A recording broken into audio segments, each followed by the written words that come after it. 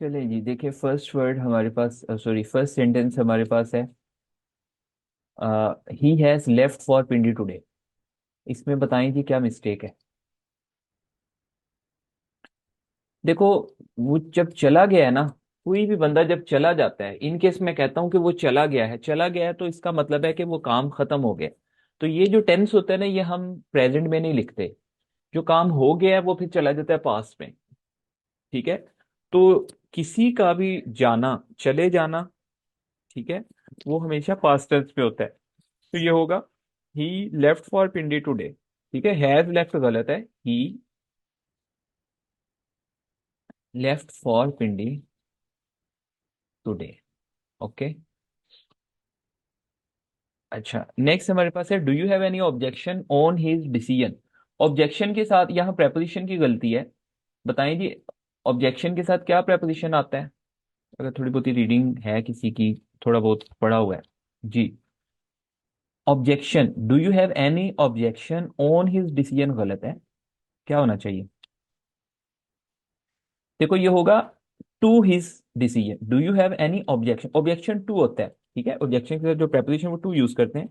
Do you have any objection to his decision. Okay. How you found her house. ये tense कौन सा है, पहले तो ये देखें कौन सा टेंस है ये। गौर करें और बताएं कौन सा tense. Past indefinite. Okay, past indefinite है। ठीक है, अच्छा ये बताओ कि पास्ट इंडेफिनिट का सेंटेंस कौन सा बन रहा है ये।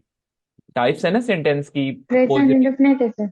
No no no no, sentence की टाइप पूछ रहा हूँ। पॉजिटिव है, सिंपल सेंटेंस है, नेगेटिव है, इंट्रोगेटिव है, कौन सा है? इंटेरोगेटिव। ओके। अच्छा, इंटेरोगेटिव। इंटेरोगेटिव है ना, तो इंटेरोगेटिव में हम सेकंड फॉर्म यूज नहीं करते पास्ट इंडेफिनिट के, हम डिड के साथ फर्स्ट फॉर्म यूज करते हैं। तो फिर ये क्या होगा? How did you find her house. ये होगा how did you find her house. ये मैंने आज किसी ने क्वेश्चन किया था, मैंने अपने व्हाट्सएप पर स्टोरी भी लगाई है, उसको भी देखना। कि हम क्या करते हैं, इंटेरोगेटिव या नेगेटिव के लिए हम डिड के साथ फर्स्ट फॉर्म यूज करते हैं, सिंपल सेंटेंस में हम हेल्पिंग वर्ब यूज नहीं करते। सिंपल सेंटेंस में हम जस्ट सेकंड फॉर्म यूज करते हैं। ठीक है, तो ये इंटेरोगेटिव है तो हमने डिड के साथ फर्स्ट फॉर्म यूज की। फिर we are all accountable before God for all our misdeeds. अच्छा, अकाउंटेबल यहाँ भी प्रेपोजिशन की गलती है।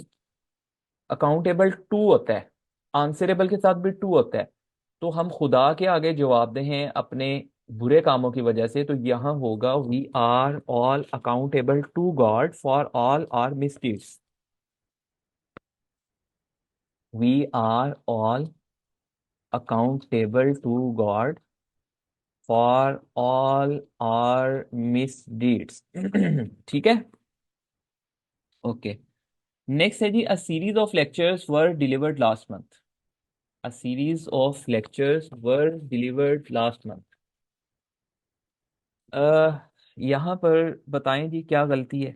इसको कोई ट्रांसलेट करे जरा, कोई भी आप में से। जी, आप लोग ना एक्टिव नहीं हो, पैसिव हो।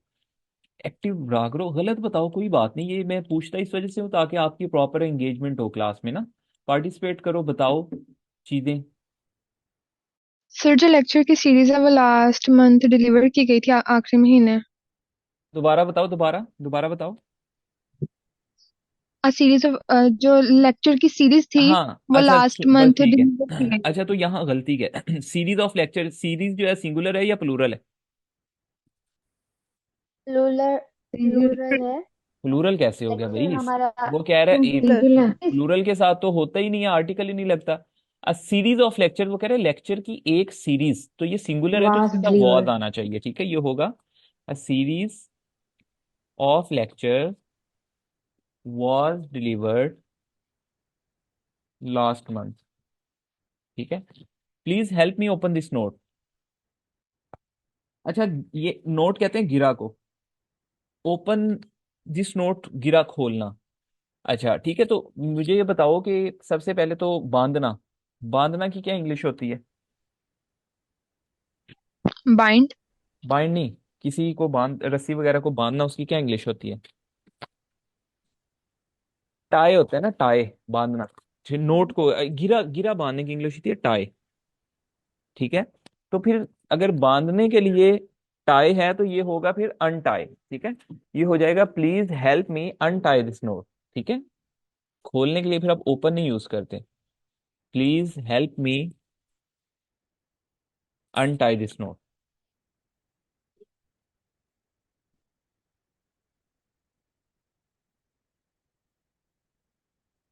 चलें, नेक्स्ट है he said that the moon has risen. यहाँ क्या मिस्टेक है, अच्छा देखो मैं बताता हूँ। There are two clauses, he said एक ये क्लॉज है, द मून हैज राइजन एक ये है पास्ट, ये है प्रेजेंट परफेक्ट। याद रखना है, अगर आपके पास पहली क्लॉज पास्ट इंडेफिनिट में यूज हो रही है तो दूसरी जो है वो आपकी फिर पास्ट में ही यूज होगी। ठीक है, तो ये हो जाएगा पास्ट परफेक्ट, ये होगा ही said that the moon had Ryzen. Past के बाद पास्ट यूज करते हैं, ही said that the moon had Ryzen. ठीक है, यहाँ हमने क्यों हैड किया, क्योंकि पीछे पास्ट आ रहा है इस वजह से हमने हैज को हैड में चेंज किया, प्रेजेंट परफेक्ट को पास्ट परफेक्ट में चेंज किया। नेक्स्ट है the economical condition of the country is not good. इसमें क्या गलती है? अच्छा देखो, इकोनॉमिकल, अगर आप इसे ट्रांसलेट का मैं अगर बोलूंगा, आप इसको करोगे मुआशी कंडीशन। ठीक है, मुल्क की मुआशी हालत। मुआशी के लिए वर्ड होता है इकोनॉमिक। इकोनॉमिक और इकोनॉमिकल दो डिफरेंट वर्ड्स हैं। इकोनॉमिकल का मतलब होता है कि कोई ऐसी चीज जो दरमियाने दर्जे की हो। मैं कहता हूँ कि ये गाड़ी बहुत इकोनॉमिकल है, इसका मतलब है कि दरमियाने दर्जे की है, ना बहुत ज्यादा फ्यूल एवरेज लेती है, या उसकी माइलेज बहुत इकोनॉमिकल है। या हम कहते हैं ये सिटी बहुत इकोनॉमिकल है, इसका मतलब है कि वो ना सस्ता है ना महंगा है, दरमियाना। ठीक है, तो यहाँ फिर यहाँ हमें वर्ड चाहिए economic proper. The economic condition of the country is not good. ठीक है, इकोनॉमिकल और इकोनॉमिक दोनों डिफरेंट चीजें हैं। द इकोनॉमिक कंडीशन,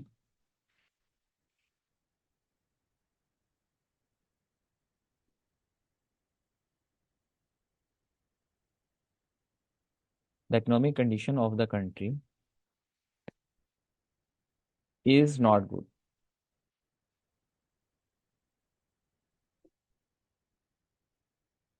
अच्छा, नेक्स्ट है I know he is cleverest boy in the class.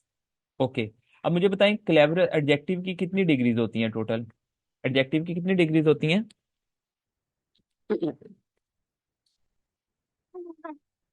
जी, कोई भी बताए। 3। कौन कौन सी?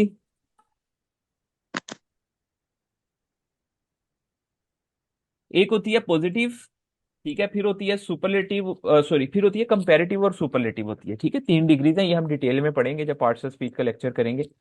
तो देखो ये क्लेवरेस्ट जो है ना, ये सुपरलेटिव डिग्री है। और यहाँ मसला क्या आ रहा है कि सुपरलेटिव रूल है एक, कि हम हमेशा सुपरलेटिव के साथ आर्टिकल यूज करते हैं। तो ये होगा I know he into is the the class. Cleverest boy in the class. ठीक है, इसमें हमने आर्टिकल लगाया क्योंकि सुपरलेटिव के साथ हमेशा आर्टिकल यूज करते हैं। लास्ट सेंटेंस है for the past 1 week I am not keeping well. अच्छा, अब मुझे बताओ I am not keeping well कौन सा टेंस है? I am not keeping well कौन सा टेंस है? Present present continuous. Present continuous है। Continuous. अच्छा, अब कॉन्टिन्यूस के साथ कभी भी टाइम नहीं आता। अगर कॉन्टिन्यूस के साथ टाइम आ जाए तो ये आपका बन जाता है प्रेजेंट परफेक्ट कॉन्टिन्यूस में। ये पॉइंट भी भूलना नहीं। अब देखो ये जितने भी मैंने हर सेंटेंस के साथ जो पॉइंट बताए हैं, ये जब आप दोबारा रिकॉर्डिंग सुनोगे ना, रिकॉर्डिंग में शेयर करूंगा, आपने अपने नोट्स बनाने हैं डेली के 10 सेंटेंसेस आपके रजिस्टर पर। उसके साथ आपने ये जो मैं बता रहा हूँ उसको उर्दू में लिखो या इंग्लिश में, अपने हिंट साथ में लाजमी लिखने हैं कि ये इसमें गलती क्या है, क्यों है। जैसे अभी इसमें मैंने बताया कि कॉन्टिन्यूस का टाइम नहीं आता, ये परफेक्ट कॉन्टिन्यूस में चेंज हो जाता है। तो ये हो जाएगा for the past 1 week I have not been keeping, I have not been keeping well. ठीक है, अब इसमें कोई सेंटेंस पूछना है तो मेरे से पूछ लें, फिर हम आगे टेंसेस स्टार्ट करते हैं। आज हम कोशिश करेंगे 2 टेंस हो जाएं, वरना पहला एक टेंस तो लाजमी करेंगे। कोई आप में से बताएगा टेंसेस टोटल कितने